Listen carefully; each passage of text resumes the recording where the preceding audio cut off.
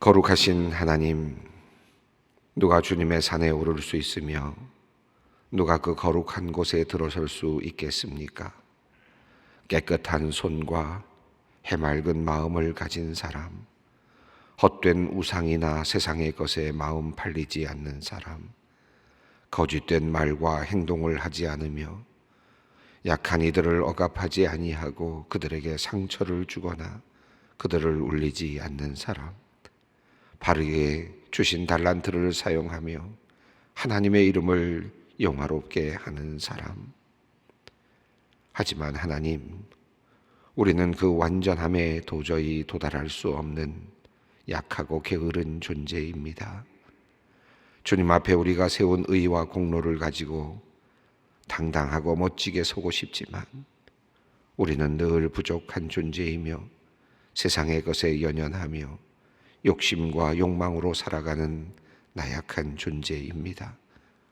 거짓과 악한 생각으로 가득 찬 죄인인 우리를 위하여 사랑하는 아들을 보내어 주시고 그 아들 예수 그리스도의 보혈을 의지하여 아무 공로 없이 믿음으로 아버지께 나올 수 있도록 하시며 주님의 이름을 부르며 거룩한 곳에 서게 하시는 하나님께 감사와 찬송과 영광을 올려드립니다.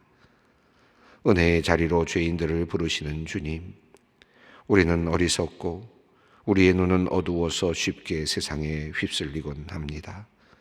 믿음의 길을 가고자 하오나 우리의 믿음은 약하고 늘 조금 모자라서 하나님을 기쁘시게 하지 못할 뿐 아니라 자주 신앙의 길에서 넘어지고 또한 무너지곤 합니다. 하나님, 오늘 새 날을 받았으니 우리의 믿음도 새롭게 하시고 우리의 결단도 새롭게 하여 주시기를 기도합니다. 새로운 숨결 주시니 새로운 마음으로 살게 하여 주시옵소서. 우리의 부족함이 늘 함께 해주시는 주님으로 인해 채워지고 온전하여지게 하여 주시옵소서. 하나님, 날로 늘어나는 코로나19 확진자의 수로 인하여 불안한 마음이 많이 있습니다. 우리 주위에도 감염병에 걸려 치료를 받거나 격리 중에 있는 성도님들이 많이 있습니다. 감염병에 걸린 이들의 몸을 단단히 지켜주시고 면역력이 약해지지 않도록 주님 도와주시옵소서. 연약한 사람들이 이 병으로 희생되지 않도록 주님 각별히 지켜주시옵소서. 특별히 여러 가지 사정으로 아직 백신을 맞지 못한 이들이 있습니다. 두려운 마음을 주님께서 평안으로 채우시고 바이러스가 결코 침범하지 못하도록 주님 지켜주시옵소서. 병실에 격리되어 중증 치료를 받고 있는 분들도 있습니다. 상황이 더 나빠지지 않게 하시고 투여되는 약물이 효과가 있게 하시며 주님께서 그들의 생명을 지켜주시옵소서. 하나님, 우리 소망교회 경조부를 위하여 기도합니다. 이들의 건강과 안전을 지켜주시옵소서. 많은 사람들이 신종 코로나 바이러스 감염증으로 활동을 멈추고 최대한 위험에 노출되지 않으려 애쓰는 요즘에도 누군가는 해야 하는 일이므로 묵묵히 자신의 자리를 지키며 경조 업무를 다하고 있습니다.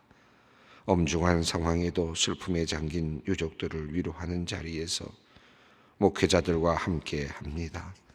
주님, 경조부의 교역자와 부장님 그리고 임원들과 실행위원들 안위를 주님께 맡깁니다. 능력의 손으로 지키시고 보호하여 주시옵소서. 슬픔 속에서 장례를 치르는 유족들의 마음을 하나님의 이름으로 위로하며 천국의 소망을 나누는 모든 경조부의 식구들에게 한없는 하나님의 은혜를 내려 주시옵소서. 하나님, 또한 우리 중에는 낙심하여 주저앉은 주님의 성도들이 있습니다. 신앙을 버리고 방황하는 지체들도 있습니다. 성도의 구원을 신실하게 보증하시는 성령님께서 당신들의 백성들을 하나하나 찾으시고 불러주시기를 원합니다. 다시금 하나님을 의지하는 신앙의 길로 돌이킬 수 있도록 인도하여 주시옵소서.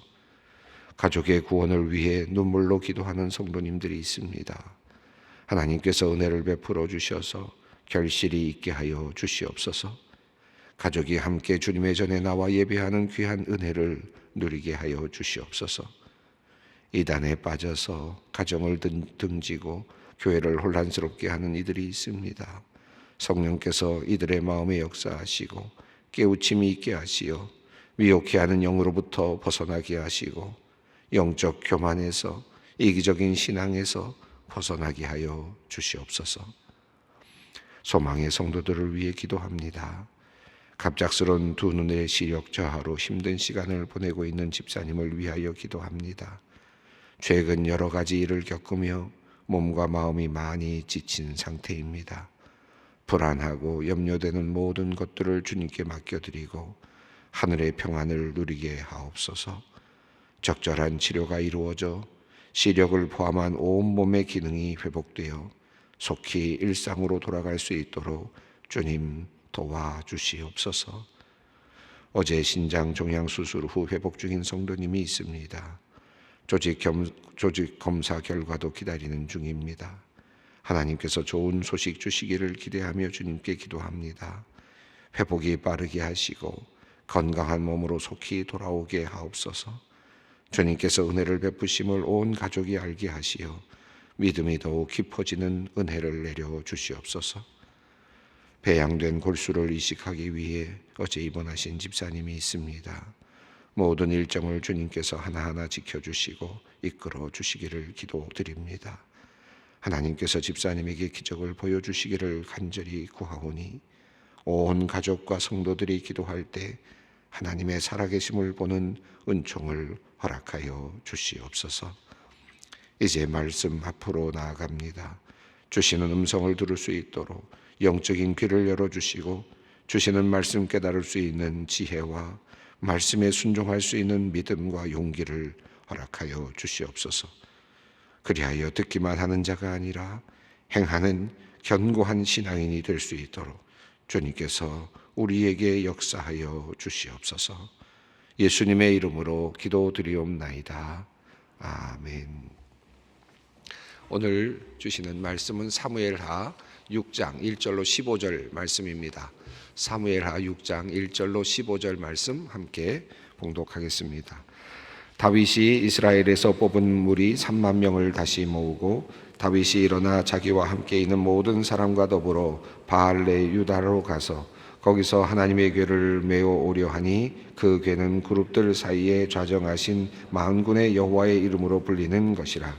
그들이 하나님의 궤를 새 수레에 싣고 산에 있는 아비나답의 집에서 나오는데 아비나답의 아들 웃사와 아효가 그 새 수레를 모니라. 그들이 산에 있는 아비나답의 집에서 하나님의 궤를 싣고 나올 때에 아효는 궤 앞에서 가고 다윗과 이스라엘 온 족속은 잣나무로 만든 여러 가지 악기와 수금과 비파와 소고와 양금과 제금으로 여호와 앞에서 연주하더라. 그들이 나곤의 타종마당에 이르러서는 소들이 뛰므로 웃사가 손을 들어 하나님의 궤를 붙들었더니 여호와 하나님이 웃사가 잘못함으로 말미암아 진노하사 그를 그곳에서 치시니 그가 거기 하나님의 궤 곁에서 죽으니라. 여호와께서 웃사를 치심으로 다윗이 분하여 그것을 베레스 웃사라 부르니 그 이름이 오늘까지 이르니라. 다윗이 그날에 여호와를 두려워하여 이르되 여호와의 궤가 어찌 내게로 오리요 하고 다윗이 여호와의 궤를 옮겨 다윗성 자기에게로 메어 가기를 즐겨하지 아니하고 가드 사람 오벳 에돔의 집으로 메어 간지라. 여호와의 궤가 가드 사람 오벳 에돔의 집에 석 달을 있었는데 여호와께서 오벳 에돔과 그의 온 집에 복을 주시니라. 어떤 사람이 다윗 왕에게 아뢰어 이르되 여호와께서 하나님의 궤로 말미암아 오벳 에돔의 집과 그의 모든 소유에 복을 주셨다 한지라. 다윗이 가서 하나님의 궤를 기쁨으로 메고 오벳 에돔의 집에서 다윗성으로 올라갈새 여호와의 궤를 맨 사람들이 6걸음을 가매 다윗이 소와 살찐 송아지로 제사를 드리고 다윗이 여호와 앞에서 힘을 다하여 춤을 추는데 그때에 다윗이 배 에봇을 입었더라. 다윗과 온 이스라엘 족속이 즐거이 환호하며 나팔을 불고 여호와의 궤를 메어 오니라. 아멘. 오늘 본문 말씀은 이제 다윗이 법궤를 이제 예루살렘으로 가지고 오는 그런 내용으로 되어 있습니다. 지난 시간 마지막에 저희가 잠깐 그 지도를 살펴보았는데요. 여러분 다시 한번 지도를 좀 보고 또 오늘 나오는 지명도 한번 다시 확인하고 그리고 오늘 본문으로 들어가도록 하겠습니다. 여러분 한번 지도를 보시면 좋겠습니다. 맨 밑에 헤브론이라고 하는 지역이 있죠. 그곳에서 다윗이 7년 6개월 동안 다스렸습니다. 그리고 예루살렘이라고 하는 곳이 있습니다. 위로 쭉 올라오시면 사해 왼쪽 쪽에 북서쪽에 이렇게 예루살렘이라고 하는 도시가 보일 것입니다. 왼쪽으로 가면 바할 브라심이라고 하는 곳에서 전투가 일어났죠. 르바임 골짜기 바로 그곳입니다. 그곳에서 블레셋 사람들을 이제 쫓아내면서 게셀 지역과 게바 지역으로 그들을 몰아냈다라고 하는 내용이 있었습니다. 그 블레셋 사람들과의 전투를 통해서 이제 완전한 이제 왕국 건설이 이루어졌다고 할 수 있겠죠. 그래서 이제 왕을 돕는, 그래서 왕의 집을 짓게 하기 위해서 돕는 나라의 왕이 또 그 석공과 목공을 보내주는 그런 내용 일도 있었는데 이제 우호적인 관계를 맺는 나라도 있었고 동시에 이제는 또 블레셋과 같은 적대적인 나라의 경우에는 싸움으로 전투를 통해서 이제 이기고 그들을 물리치는 이런 강력한 국가를 이제 이루어가는 그런 상황이 되었습니다. 이제 이 다윗은 예루살렘으로 법궤를 이제 옮겨 오려고 하는 그런 생각을 하고 있습니다. 여러분 아시는 것처럼 블레셋으로 이제 끌려갔던 이 법궤가 나중에 블레셋에서 많은 이제 그 문제를 일으키게 되면서 그 블레셋 사람들이 고통을 겪게 되니까 결국은 이 이스라엘의 그 법궤를 이제 다시 돌려주지 않습니까?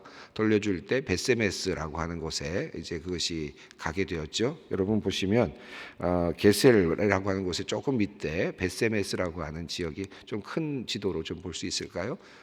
보이시는지 모르겠는데 보시면 게셀 밑에 베세메스라고 하는 지역이 있고요. 그리고 조금 더 위에 보면 바알레 유다라고 되었는데 그것이 이제 유다에 있는 바알야라고 하는 지역으로 이렇게 여겨지는데 그것은 원래 이름은 기얏 여아림입니다. 그래서 기얏 여아림이라고 하는 지역이 있습니다. 그래서 베세메스에 있던 것이 기얏 여아림까지 가서 그곳에서 오랫동안 한 50여 년 동안 아마도 그곳에 법궤가 있었던 것 같은데 그곳에 있었던 법궤를 이제 예루살렘으로 가져오는 장면이 이제 오늘 장면이겠습니다.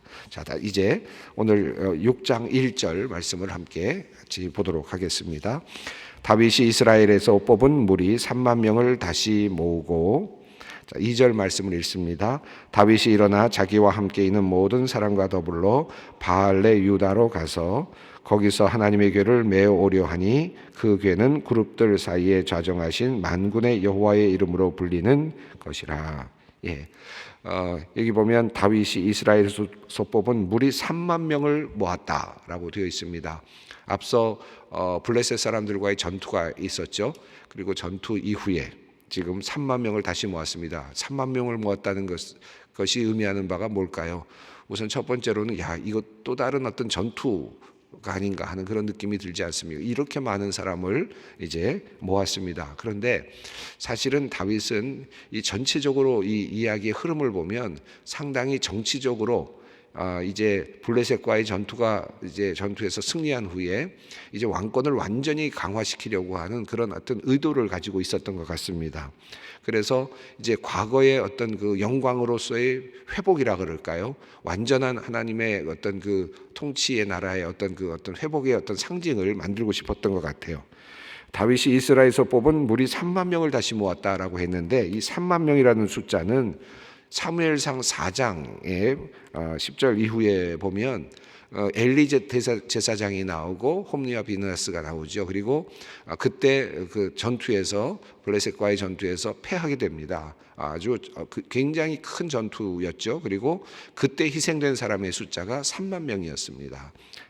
성경을 보면 그 내용이 나오죠. 그러니까 법궤를 빼앗겼던 바로 그 상황으로 돌아가는 겁니다. 처음 법궤가 빼앗겼던 바로 그 상황으로 돌아가서 그때 3만 명이나 죽었던 바로 그 뭐라 그럴까요? 그 처참했던 전투의 장면으로 다시 돌아가는 겁니다. 그래서 지금 3만 명을 다시 모았다라는 표현이 상당히 아주 의미심장한 그런 하나의 정치적인 하나의 큰 세레모니라고 할 수 있겠습니다.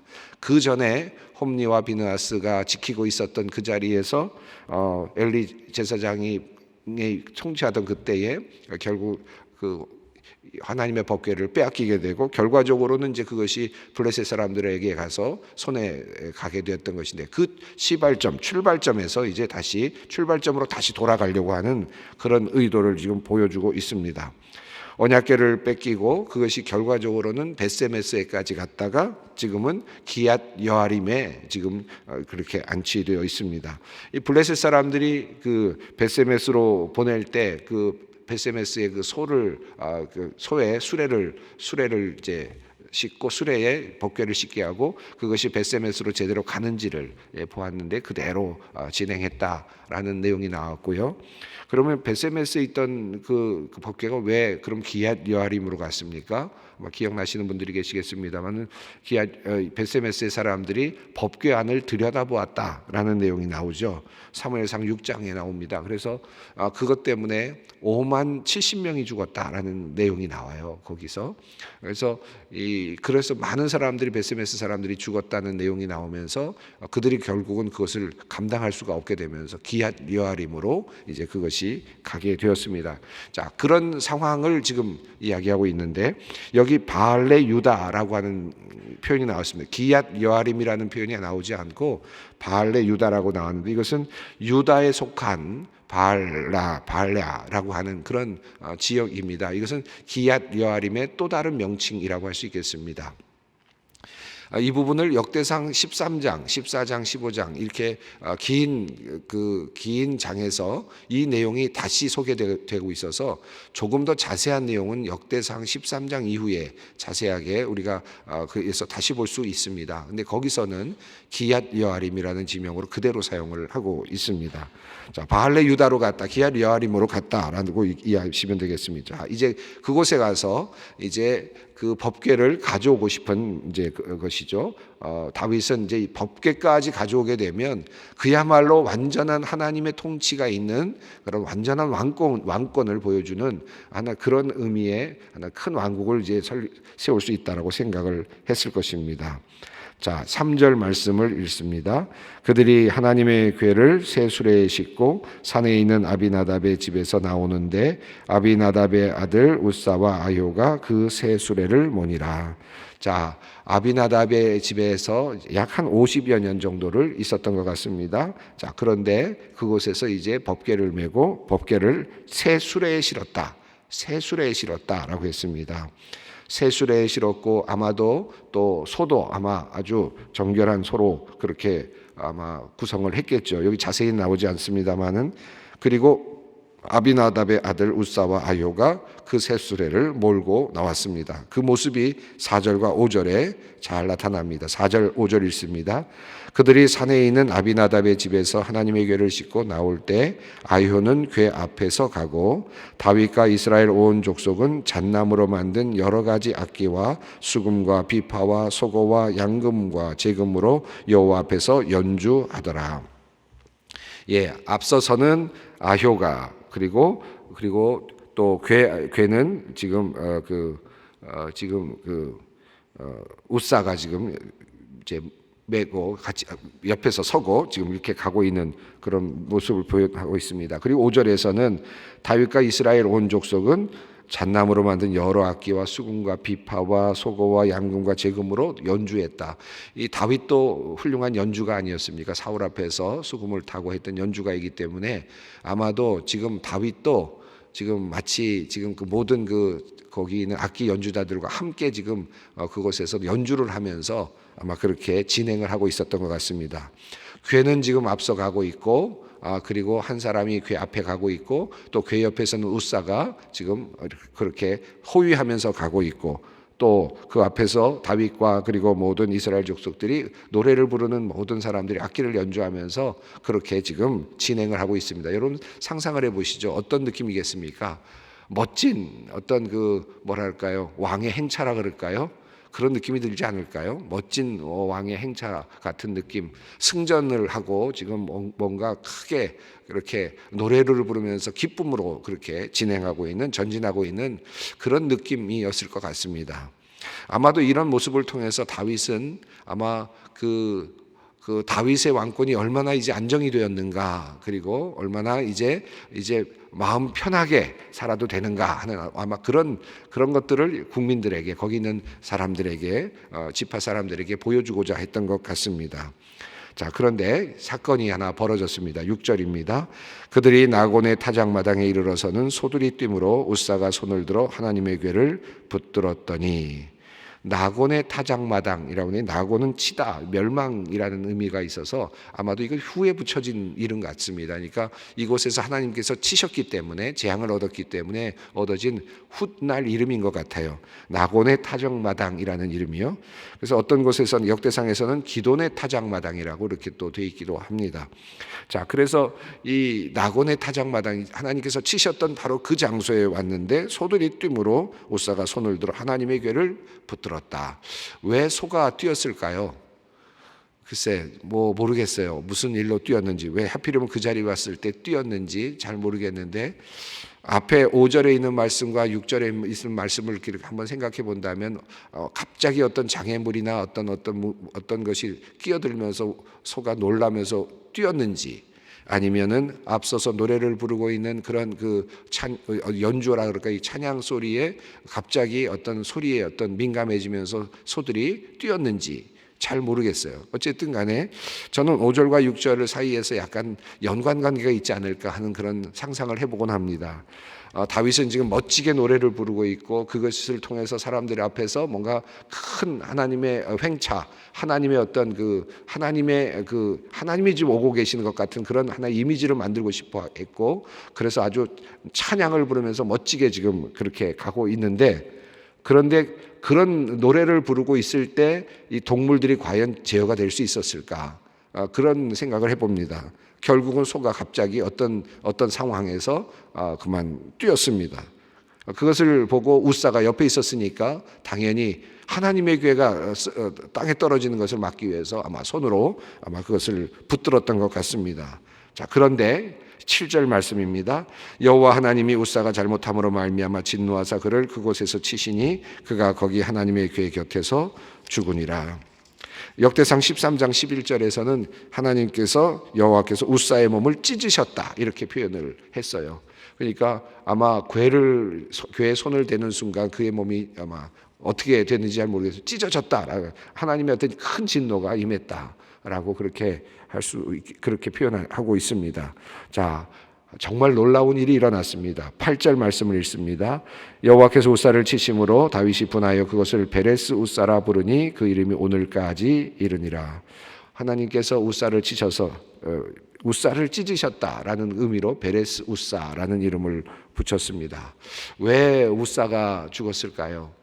참 우리가 이게 많이 묵상하게 되는 본문 말씀이기도 합니다. 제가 참 아주 어렸을 때, 중고등학교 때 이 문제가 어떻게 하나님의 궤를 도우려고 했고 떨어지는 걸 막으려고 했던 웃사가 왜 갑자기 죽었을까, 이것 때문에 참 풀리지 않는 그런 그 숙제를 계속 붙잡고 있었던 기억이 있는데, 제가 그때 어렸을 때 얻었던 생각은 하나님을 우리가 스스로 도울 수가 없구나. 하나님을 도우려고 하는 이 마음이, 하나님을 돕는다고 하는 그 자체가 우리에게는 불경이구나 하는 그런 생각을 했던 적이 있습니다. 웃사가 죽었던 것은 사실은 깊이 생각해 보면 웃사의 잘못이라기보다는 사실은 다윗을 지금 책망하시는 하나님의 신호였습니다. 물론 웃사라는 생명이 사라진 것은 너무나도 안타까운 일이지만, 그러나 깊이 이 내용을 살펴보면 다윗을 치셨던 거예요. 사실은 다윗을 책망하고 계셨던 사건이었습니다. 이것이 웃사에게 지금 나타난 것이죠. 그래서 이 다윗이 계획했던 이 모든 것들이 사실은 잘못된 계획이었습니다. 지금 새 수레에 실었죠. 새수레에 싣고 지금 그 소가 몰고 오는 장면이죠.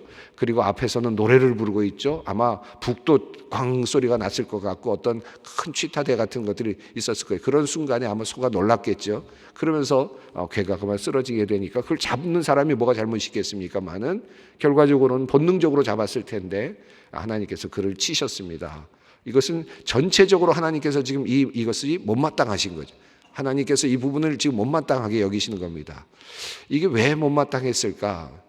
역대상의 내용을 보면 나중에 그들이 이렇게 문제를 찾습니다. 제가 역대상 15장 13절 말씀을 제가 읽겠습니다. 전에는 너희가 매지 아니하였으므로 우리 하나님 여호와께서 우리를 찢으셨으니 이는 우리가 규례대로 그에게 구하지 아니하였음이라 하니. 무슨 말이냐 하면 지금 이스라엘 백성들은 하나님의 법궤를 어떻게 해야만 어떻게 다루도록 되어 있었느냐 하면 율법적으로 궤를 사람들이 4군데를 해서 매도록 되어 있었습니다. 레위인들이 매도록 되어 있었고 그 옆에 고리들이 있어가지고 여러분 출애굽기 보셨습니다마는 거기에 채를 넣어서 이렇게 긴 장대 같은 것으로 이렇게 넣어서 4사람이 매도록 되어 있었죠. 레위인들이 매도록 되어 있었습니다. 만약에 율법대로 그렇게 했더라면 그들이 앞에서 아무리 노래를 부르고 했어도 아마 소처럼 뛰는 일은 없었겠죠. 그러면 우사가 죽는 일도 없었을 것입니다. 다시 말하면 지금 이 모든 것들이 율법대로 하지 않았던 겁니다. 하나님의 법을 따라가지 않았고 하나님의 방식을 따르지 않았던 거예요. 그럼 어떤 방식을 따랐느냐? 이방인들이 했던 방식을 따랐습니다. 벳세메스로 가는 소의 수레에다 담아서 보냈던 것은 이방인들, 블레셋 사람들이 했던 방식이었거든요. 그런데 그 길을 따라간 겁니다. 그러다 보니까 그만 소가 놀라는 일이 일어났고 결과적으로 우사가 죽는 그와 같은 참담한 일이 일어났던 것입니다. 결국은 그 일 때문에 다윗이 이제 그 궤를 가져오지 못합니다. 참으로 부끄러운 일이 일어난 거죠. 멋지게 예루살렘으로 이 하나님의 법궤를 가지고 싶어 했지만 그 계획은 그만 모두 무산이 됐습니다. 부끄러움을 당하고 모든 사람들 앞에서 그만 다윗은 아마 굉장히 창피함을 당했을 거고 국민들 앞에서 다 창피당한 것이죠. 하나님께서 진노하시니까 그만 그것을 가져오지도 못하고 그만 오벳 에돔의 집으로 그만 그것을 보내고 말았습니다. 그런데 11절 한번 말씀을 읽어보겠습니다. 여호와의 궤가 가드 사람 오벳 에돔의 집에 석 달을 있었는데 여호와께서 오벳 에돔과 그의 집에 복을 주시니라. 오벳 에돔의 집에 두었더니 하나님께서 그에게 복을 주셨어요. 석 달 동안 있는 동안에 복을 주셨습니다. 자, 그래서 다시 다윗은 이제 다시 마음을 붙잡고 이제는 하나님의 그 법궤를 다시 가져와야 되겠구나 하는 마음을 가지게 되죠. 그래서 이제 어떻게 합니까? 12절 말씀을 읽습니다. 어떤 사람이 다윗 왕에게 아뢰어 이르되 여호와께서 하나님의 궤로 말미암아 오벳에돔의 집과 그 모든 소유에 복을 주셨다 한지라. 다윗이 가서 하나님의 궤를 기쁨으로 메고 오벳에돔의 집에서 다윗성으로 올라갈새. 여기서는 이제 맸다라는 표현이 나옵니다. 소가 나오지 않습니다. 13절 말씀 있습니다. 여호와의 궤를 맨 사람들이 6걸음을 가매 다윗이 소와 살찐 송아지로 제사를 드리고 6걸음 갔다는 말은 이런 방식으로 가면 하나님께서 진노하지 않으시는가 라고 보니까 6걸음을 가고 나니까 됐구나 생각을 하고 그때 하나님께 제사를 드렸던 것입니다. 그리고 14절 15절 읽습니다. 다윗이 여호와 앞에서 힘을 다하여 춤을 추는데 그때 다윗이 배에 에봇을 입었더라. 다윗과 온 이스라엘 족속이 즐거이 환호하며 나팔을 불고 여호와의 궤를 메어 오니라. 여기서는 이제 그가 이제 제사장과 같은 베옷을 입고 춤을 춥니다. 자기가 잘하고 있는 그 노래를 부르면서 뭔가 큰 행차를 만드는 것이 아니고 또 15절에서 나팔을 불었다 그랬는데 여기서는 쇼파르입니다. 이게 무슨 말이냐면 여기서는 앞서 있었던 그런 악기, 궁중 악기들이 아니라 여기서는 전쟁에 사용되는 그 악기입니다. 나팔 하나입니다. 나팔을 불면서 이제 하나님의 방식을 따라서 이제 전진해 가고 있습니다. 자, 이제 그렇게 해서 여호와의 궤를 이제 예루살렘으로 가져오게 되는 장면을 보게 됩니다. 오늘 이 이야기 우사의 죽음이 너무나도 안타깝습니다. 하나님을 우리가 도울 수는 없죠. 우리가 하나님을 돕는다는 것은 하나님 앞에서 참 불경입니다. 근데 그보다 더 중요한 것은 이 다윗이 잘못된 방식으로 하나님의 궤를 다루려고 했고 또 하나 더 나가서 자신의 영광을 위해서 이 법궤를 가져오려고 했던 정치적인 어떤 이유를 가지고 가져오려고 했던 그 의도 자체가 하나님께서 기뻐하지 않으셨던 것으로 보입니다. 오늘 또 이 말씀을 우리가 붙잡고 우리가 어떻게 살아야 하는가, 또 우리가 하나님의 일을 할 때 어떤 방식으로 해야 하는가 한번 다시 깊이 생각하며 기도할 수 있었으면 좋겠습니다. 함께 기도하겠습니다. 하늘에 계신 우리 아버지, 아버지의 이름을 거룩하게 하시며 아버지의 나라가 오게 하시며 아버지의 뜻이 하늘에서와 같이 땅에서도 이루어지게 하소서.